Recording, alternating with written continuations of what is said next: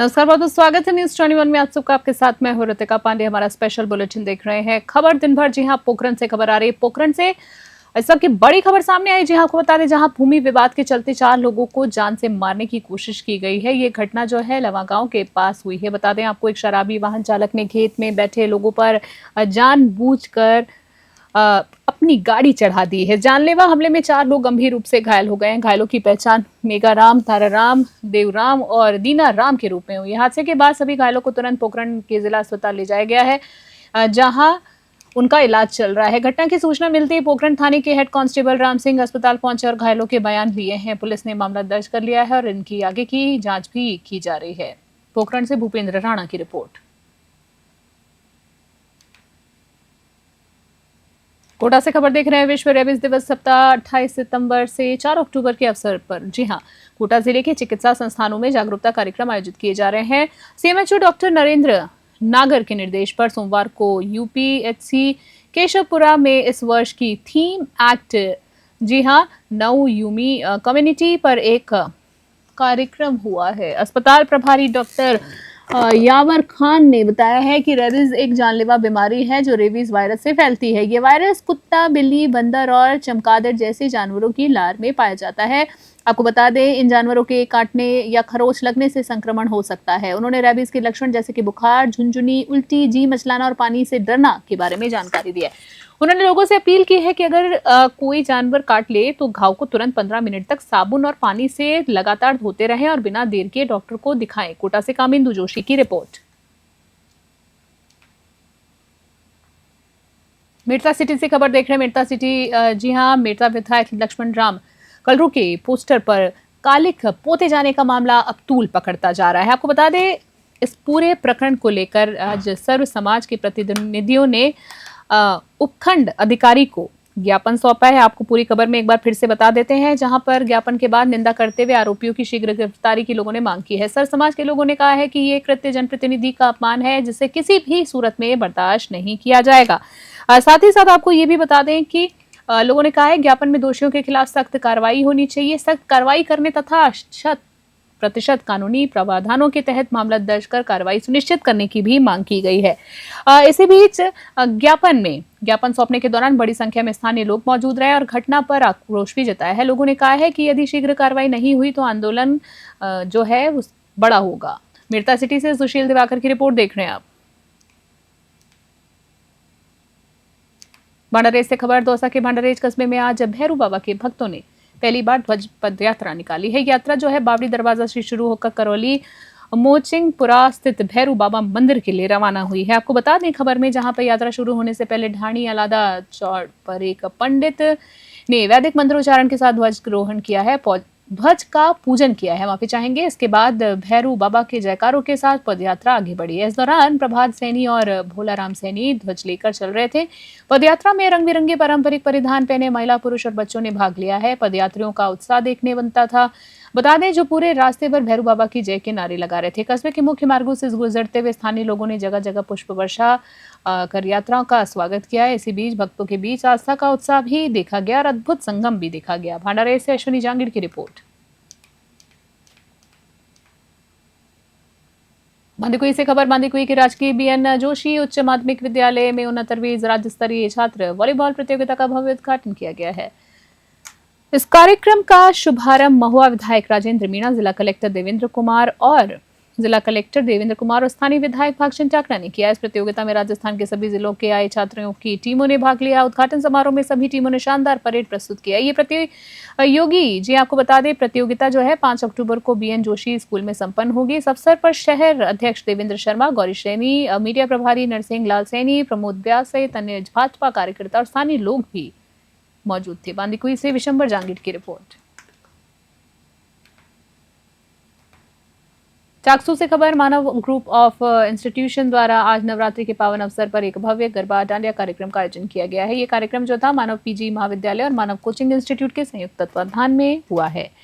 कार्यक्रम का शुभारंभ कोषाध्यक्ष निर्मला खोलिया और मुख्य अतिथि संतोष बैरवा हल्का पटवारी करीड़ा ने मां दुर्गा के प्रतिमा के सामने दीप प्रज्वलित करके किया। इस दौरान पूरा सभागार रंग बिरंगी रोशनी और माता रानी के जयकारों से गूंज उठा। विद्यार्थियों ने पारंपरिक परिधान पहनकर गरबा और डांडिया की शानदार प्रस्तुतियां दी हैं। आपको बता दें, जिन्होंने सभी का मन मोह लिया है। पटवारी संतोष बैरवा ने नवरात्रि के महत्व पर प्रकाश डाला और विद्यार्थियों के उत्साह की सराहना की है। संस्था की कोषाध्यक्ष निर्मला खोलिया ने कहा है कि ऐसे सांस्कृतिक आयोजन जो है होते रहने चाहिए। वहीं आयोजन भारतीय परंपराओं को जीवित भी रखते हैं और युवाओं में सामाजिक चेतना को भी बढ़ाते हैं। चाकसू से महावीर स्वामी की रिपोर्ट।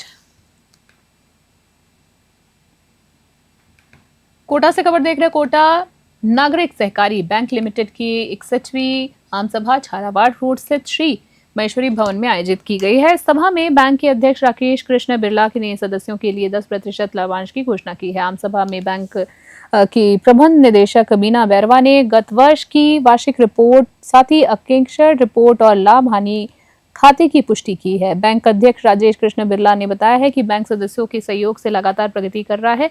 बैंक अध्यक्ष ने यह भी बताया है कि बैंक अब स्मार्ट बैंक और स्मार्ट शाखाओं में बदल रहा है। ग्राहकों को आधुनिक ई सुविधाएं देने के लिए काम चल रहा है। वहीं बैंक की कुल 10 शाखाएं हैं। अब ये पूरे देश में एटीएम नेटवर्क से जुड़ा हुआ है। जल्द ही यूपीआई और क्यूआर की सुविधा भी ग्राहकों के लिए शुरू की जाएगी। जी आपको बता दें, उनका इस अवसर पर 38 वरिष्ठ सदस्यों को सम्मानित भी किया गया है। मंच पर कोटा दक्षिण विधायक संदीप शर्मा, उपभोक्ता थोक भंडार के अध्यक्ष हरिकृष्ण बिरला, भाजपा जिला अध्यक्ष राकेश जैन सहित अन्य गणमान्य लोग व्यक्ति उपस्थित थे।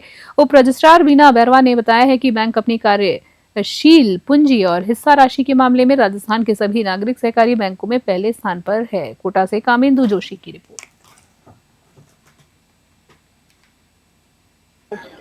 की अनुशंसा की है, जो कि आरबीआई और रजिस्ट्रार ऑफिस कोऑपरेटिव से जो हमें मंजूरी मिल जाएगी जब उसको बांटेंगे। और सभी से हमारा विशेष निवेदन है कि कोटा नागरिक सहकारी बैंक कोटा के नागरिकों की बैंक है और ये एकमात्र ऐसी बैंक है जो राजस्थान में सबसे बड़ी बैंक है कोऑपरेटिव क्षेत्र में। इसका जिस तरह से आगे बढ़ रही है, हम उम्मीद करते हैं कि हमारे सारे सदस्यों को और कोटा की जनता को ज़्यादा से ज़्यादा इससे फायदा मिले। इससे सीसी लिमिट बनाए, मकान ऋण लें, वाहन ऋण लें, सभी तरह के ऋण जो हम देते हैं वो कम ब्याज पर देंगे। आज की तारीख में सभी बैंकों से ज़्यादा जो डिपॉजिट पे हमारी रेट है वो अन्य बैंकों की तुलना में सबसे ज़्यादा डिपॉजिट की रेट है, ये हम कह सकते हैं। और पादरू से खबर देख रहे। राजस्थान कांग्रेस कमेटी के निर्देश पर आज पादरू मंडल कांग्रेस कमेटी की बैठक आयोजित की गई। इस बैठक में लोकतंत्र की रक्षा और वोट चोरी के विरोध में वोट चोर गद्दी छोड़ हस्ताक्षर अभियान का आगाज किया गया। ये अभियान पादरू के पऊ गांव स्थित बाबा रामदेव मंदिर परिसर से शुरू हुआ है। इस अभियान का उद्देश्य जनता के अधिकारों और उनके मतों की गरिमा को सुरक्षित करना था। बैठक के बात करें तो बैठक में विधानसभा के प्रभारी भंवरलाल नैन, जिला प्रभारी प्रहलाद धतरवाल, सिंधरी ब्लॉक कांग्रेस कमेटी के अध्यक्ष जेठाराम प्रजापत, सेवाना ब्लॉक कांग्रेस कमेटी के अध्यक्ष गोकाराम मेघवाल, जिला कांग्रेस कमेटी ओबीसी प्रकोष्ठ के अध्यक्ष बाबूलाल पटेल, मंडल अध्यक्ष वागाराम निवासी सहित कई वरिष्ठ कांग्रेस जन और कार्यकर्ता मौजूद रहे। पादरू से भगाराम की रिपोर्ट। अलवर से खबर। नेता प्रतिपक्ष टीकाराम जूली ने लोकसभा में नेता प्रतिपक्ष राहुल गांधी की को गोली मारने के बीजेपी नेता के बयान की कड़ी निंदा की है। उन्होंने कहा है कि ये बयान देने वाले व्यक्ति की सोच महात्मा गांधी के हत्यारे गोडसे जैसी है। उन्होंने आरोप लगाया है कि भाजपा को गांधी नाम से ही नफरत है और उनका संविधान में कोई विश्वास नहीं है। अलवर से प्रदीप गोयल की रिपोर्ट।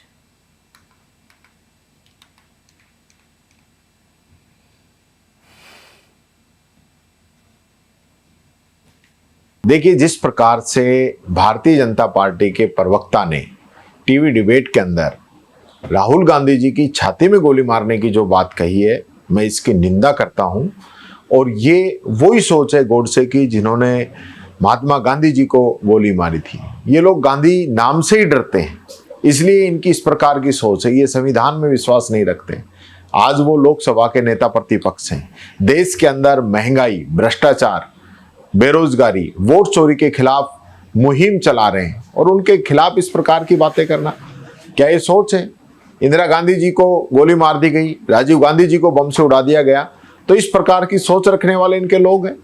मैं कहना चाहूंगा नड्डा जी से और अमित शाह जी से कि इन पे कार्रवाई करें, इन पे मुकदमा दर्ज करें, ऐसे लोगों को जेल के अंदर डालने देना चाहिए। हिंसा हमारे देश के अंदर, हमारे संविधान के अंदर कोई जगह नहीं है हिंसा के लिए। ये जिस प्रकार की बातें करते हैं, ये देश के लिए, देश की राष्ट्रीय एकता के लिए, देश के संविधान के लिए खतरा है। इन पे कार्रवाई होनी चाहिए। अगर विपक्षी नेता कोई टिप्पणी भी कर देता है इनके नेताओं पे, ये तो जान से मारने की बात है, गोली मारने की बात है, तो उन पे मुकदमे दर्ज हो जाते हैं, जेलों के अंदर डाल दिया जाता है। और ऐसे लोग आज खुलेआम घूम रहे हैं। तो इस पे जवाब दे भारतीय जनता पार्टी कि भारतीय जनता पार्टी की इस प्रकार की सोच है। नाथद्वारा से खबर। नाथद्वारा में नवरात्रि के पावन पर्व पर श्री राम दरबार बालाजी मंदिर में सुदर्शनगढ़ धाम में संतों के सानिध्य में एक भव्य कन्या पूजन कार्यक्रम आयोजित किया गया है। इस मौके पर वैदिक मंत्रोच्चारण के साथ 51 कन्याओं का पूजन किया गया है। संतों ने कन्याओं के पैर धोकर उन्हें तिलक, कुमकुम और चंदन लगाकर इसके साथ ही 101 बटुक भैरव का भी पूजन किया है। ये पूरा कार्यक्रम पंडित कृष्ण जी के मार्गदर्शन में संपन्न हुआ। ये आयोजन श्री राम दरबार बालाजी सुदर्शनगढ़ धाम के महंत संत शिवानंद जी महाराज और सीतामढ़ी आश्रम के रामकृष्ण परमहंस मठ के माधव चैतन्य महाराज के सानिध्य में हुआ है। इस अवसर पर राजेश पालीवाल, पूरन श्रीमाली, प्रसिद्ध चित्रकार कमलेश पालीवाल और सांसद पीए कमलजीत सिंह सहित अन्य गणमान्य व्यक्ति उपस्थित थे। नाथद्वारा से ब्यूरो रिपोर्ट।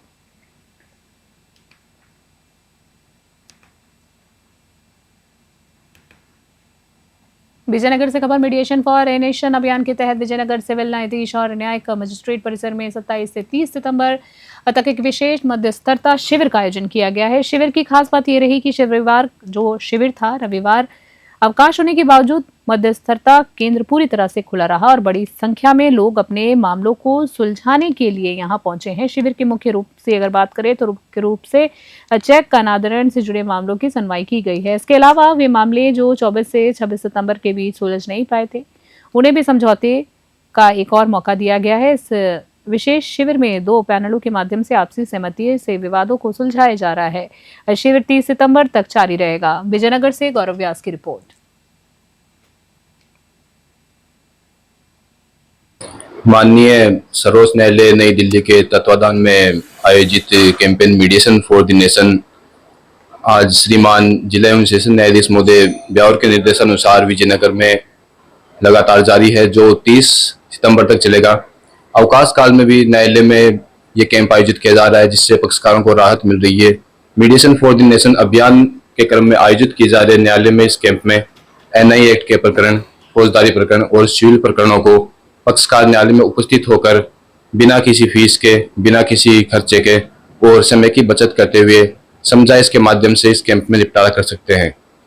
न्यायालय में आयोजित इस कैंप में आज 2 पैनल कार्यरत है और कल 30 सितंबर को भी 2 पैनल बनाई जाएगी, जिसमें सभी प्रकार के राजीनामा योग्य प्रकरण रखे जा सकते हैं और पक्षकार आपसी समझाइश और वार्तालाप के द्वारा आकर प्रकरणों का निस्तारण करवा सकते हैं। श्रीमान जिला विधिक सेवा प्राधिकरण के निर्देशन में कल 30 सितंबर को भी ये कैंप आयोजित किया जाएगा। धन्यवाद। धौलपुर से खबर। धौलपुर जिले के बसई डांग थाना क्षेत्र के कुदीना खाई दार गांव में रविवार को बिजली के ट्रांसफार्मर पर कनेक्शन डालने को लेकर 2 पक्षों के बीच विवाद हो गया, जो देखते देखते खूनी संघर्ष में बदल गया। आपको बता दें, दोनों पक्षों के लोगों ने एक दूसरे पर लाठी डंडों और कुल्हाड़ियों से जमकर हमला किया है। इस दौरान फायरिंग की घटना भी सामने हुई, जिससे पूरे गांव में दहशत फैल गई। इस हिंसक झड़प में अगर बात करें तो 4 लोग गंभीर रूप से घायल हो गए। घायलों की पहचान सतवीर पुत्र रमजी, जितेंद्र पुत्र रमजी, मीरा पत्नी रमजी और रमजी पुत्र नथुआ के रूप में हुई है। सभी घायलों को पहले जिला अस्पताल ले जाया गया, लेकिन उनकी गंभीर हालत को देखते हुए उन्हें उच्च चिकित्सा केंद्र में रेफर कर दिया गया। धौलपुर से संजय खसाना की रिपोर्ट।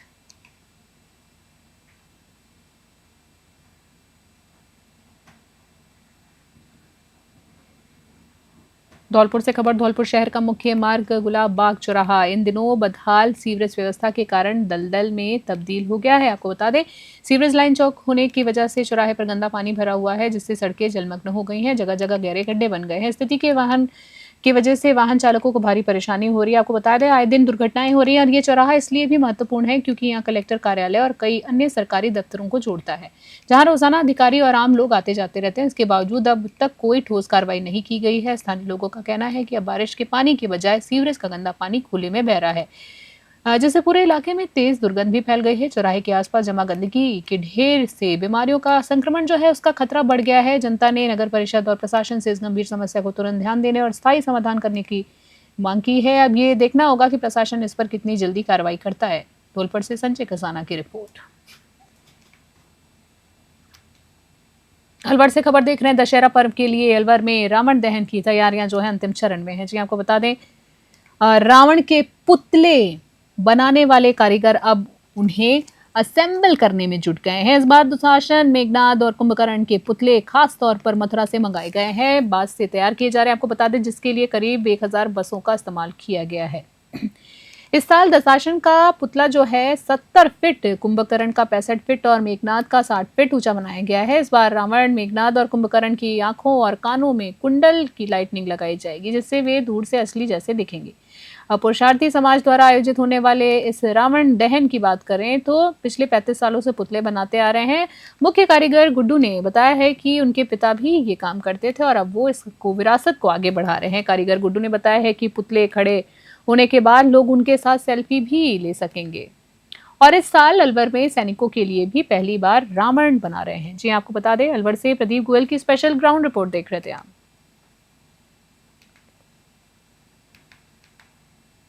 हम समिति से 30-35 साल से करीब जुड़े हुए हैं।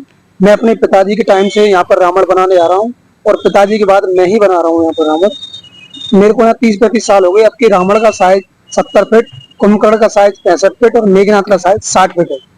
जो अपने पुराने बनते आ रहे हैं उसी साइज में रावण तैयार किए जा रहे हैं यहाँ पर। और अब की बार पेपर को चेंज किया गया है, बढ़िया पेपर मंगाया गया है। ग्लास पेपर बढ़िया, मतलब जिसका कलर नहीं उड़े, हेड नहीं, वो कलर पेपर मंगाया गया रंगीन। रावण का कलर ब्लैक कलर का होगा, कुंभकर्ण का होगा ग्रीन और मेघनाथ का कलर होगा पीला। रावण बनाने के लिए किस किस सामग्री की जरूरत पड़ती है, कहाँ से लेकर आए? ये सामग्री सर, बांस वगैरह तो हम मथुरा से ही लाते हैं अपने यूपी से, और मैगजीन पेपर जो रंगीन पेपर आता है वो दिल्ली से मंगाते हैं, और बाकी सूतली वगैरह अपने अलवर से ही ले देते हैं। बस रस्से वगैरह, बल्लियां वगैरह भी सब मथुरा से। जयपुर से खबर देख रहे हैं। युवा नेता सनी खान ने समाजसेवी बंटी पठान का जन्मदिवस जो है मानव सेवा के अनोखे अंदाज में मनाया है। इस अवसर पर उन्होंने जयपुर के एसएमएस अस्पताल में भर्ती मरीजों को फल वितरित किए और वृद्धाश्रम में भोजन कराकर आयोजन किया है। जी आपको बता दें, जहां सनी खान ने बताया कि जन्मदिन मनाने का उद्देश्य जरूरतमंद लोगों की मदद करना था। उन्होंने कहा कि मरीजों और वृद्धाश्रम में लोगों ने बंटी पठान के अच्छे स्वास्थ्य और लंबी उम्र की दुआएं दी हैं। इस मौके पर रिजवान खान, मोहसिन खान, वाजिद मंसूरी सहित बड़ी संख्या में लोग उपस्थित रहे। जयपुर से अलीम खान की खास रिपोर्ट।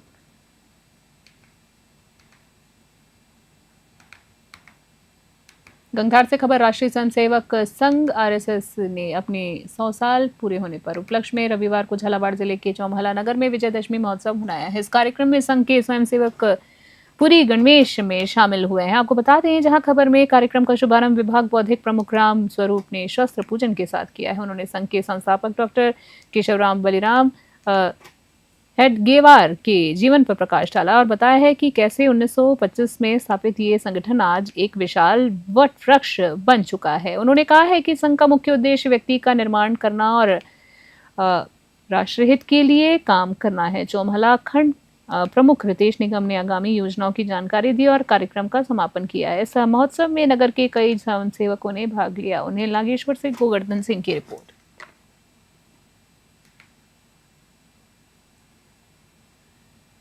खास बुलेटिन में इतना ही। बने रहे न्यूज़ 21। फिलहाल के लिए नमस्कार।